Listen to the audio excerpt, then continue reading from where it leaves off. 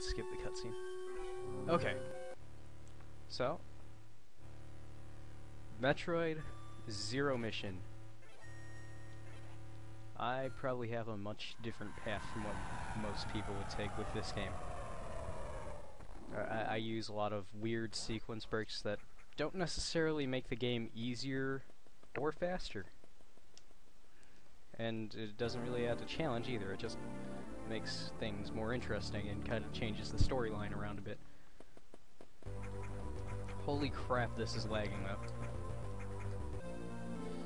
Might have to change from Visual Boy to no cache, although I tend to not like no cache except in the case of DS games. So we'll see how this looks after it renders. Holy crap. I'm just being destroyed by everything. You know what, let's take a second. I'm gonna pause this, kill off some background programs. And I'm back. Although it probably will seem as if I didn't go anywhere the way that the recording is going to render. But that's of no matter. You viewers don't care about that. I'm sure all less than 30 of you don't care at all. Such to the point that my videos get no views! At least no significant quantity of views. But I don't care. I'm not doing this for internet celebrity. If I wanted to do that, I would just freaking quit real life and just go and become rank 1 in some sort of online game. That's the real way to internet fame, quitting real life. I'm not doing that though. The reason? I have no real life to quit right now. Yep. No job, can't get a job in the current market, it seems. And out of school and not in college yet. Fun, fun, fun. Okay, here we get Long Beam. This is kind of obnoxious. The way that it force feeds you all this unnecessary information about the power-ups every time. Okay, here's how you avoid an obnoxious cutscene style pseudo-boss that comes up after the Long Beam. Most people can save at least a minute or two per run by doing that. Here you can see you can just jump down through the floor. There's a morphball tunnel that you can open up without the Long Beam. It's easier with the Long Beam. Whatever. Okay, so here we just want to keep going down.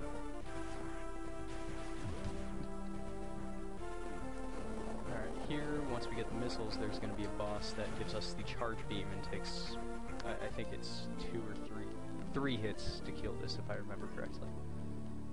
Okay, so let's head back and do that now.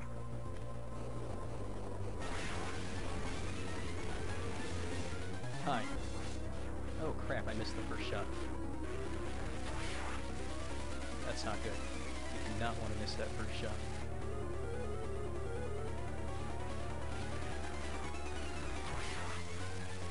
Oh. Yeah, I think I can still get it. I think it gives you enough time for 4 shots. No. Damn it. Now we're gonna have to do that later on in a different room. Can't believe I failed like that. I'm totally blaming lag for that though. It's... this is just a lot slower than the way that the game is on the Game Boy Advance, and every other time I've emulated it, I'm not sure what's going on today. Even with background services pretty much all dead, this is still lagging like crap. Now yeah, I've never recorded this before, but I've screen shared the entire game over Skype once, so that alone usually is a lot worse lag than Camtasia, and I've been able to handle a lot of things almost laglessly, both screen sharing and recording at the same time, so I'm not sure why this pitiful little Game Boy Advance title is giving me a problem. Okay, you freaking war wasps. I'm getting sick of this. Die. Okay. hive number 3, and then I never have to see you idiots again. Let's do this. Come on, die. Die! Thank you. Okay. You're all gone now. Down there's nothing important. Alright, here's another missile tank, and time for the version of that fight. I think if you get it in here, he does not run away. But I have no idea. Oh crap, I missed a shot again. Boy. Yo!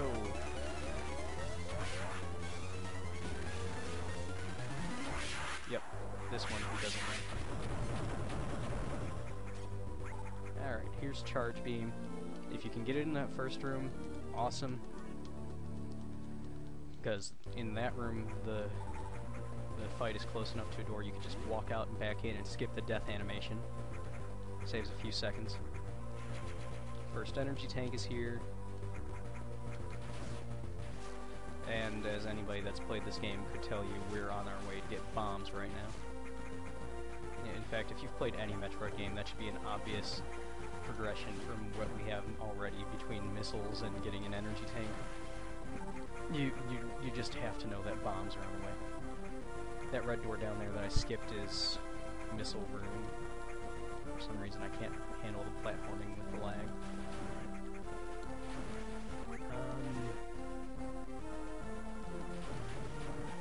Alright, after I get the bombs, I'm going to use that save point down there. And I'll probably edit this into the second segment, but I'm going to be switching over to no cache GBA.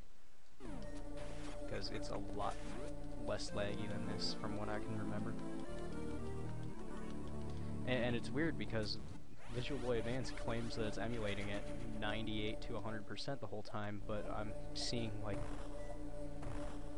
I think at best 50 frames per second, or 25 or whatever it is, just like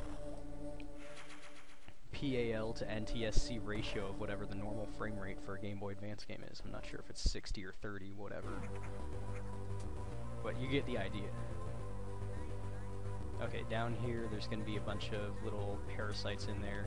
Just kill them by dropping bombs. If enough of them get onto you at the same time, it'll start slowly draining your energy one pip at a time. That's about all there is to be said about those for now. They become important later on. Okay. Kill these things. Save room. Important thing to note, it helps if you shoot the door as you land on the save point. Saves a little bit of time. Could make the difference if you're going for an under 2 hour or under whatever other time limit run.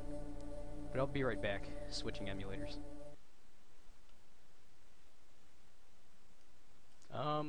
Yeah, I'm really not sure what to do about this. Windows is spazzing out about Visual Boy Advance right now. But as you can see, the game's running normal speed. So I have no idea what's going on with that. It switched from Aero to Basic, which is very strange because I have a pretty decent graphics card. There's like no reason that freaking Visual Boy Advance should be overloading my graphics. But whatever.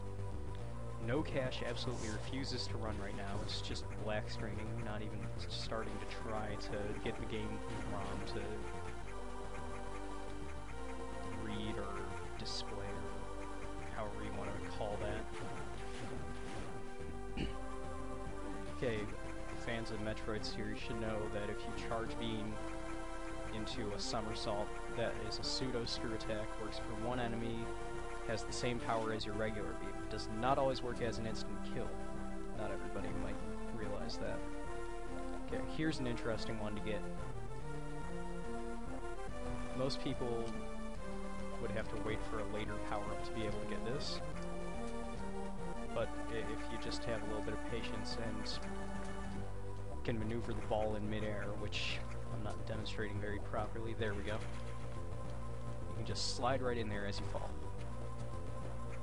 Which helps because it's an extra 5 missiles, which this early in the game is very welcome. Now we're going to get the power-up that most people would need to be able to unlock that. Actually, I lied. First, I'm gonna go get some more missiles. Because every good game starts out with a crap ton of missiles in a Metroid series. Okay, bomb jumping. I really don't know how to explain this. I can't even get it consistently myself, but it's like a slightly less than regular rhythm. It's very lightly syncopated if you do it right, which I'm not doing it right at all. Here is an example of something that could be very time-consuming and wasteful. Like, normally you would wait until you have 2 more power-ups to get this far. You would have the classic ice beam to freeze those things. And the reason I can't just wall jump is because there's that, which is a hole that is morph size. Now, there is a way to get in there from a regular size rather than being the morph ball. However, that's not until the next power. And that just lets you grab ledges and pull yourself up, and you'll automatically change into ball form. Okay, I don't know why, but for some reason bomb jumping is a lot harder with my Logitech controller than it is on a physical Game Boy Advance.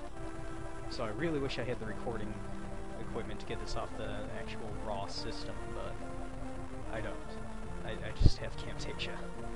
I'm not a very wealthy person in real life. So, screw this, we'll come back for it later. Onward to Norfair.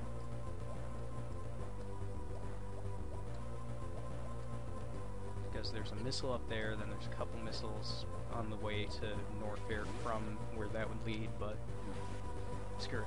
I don't have time to waste right now.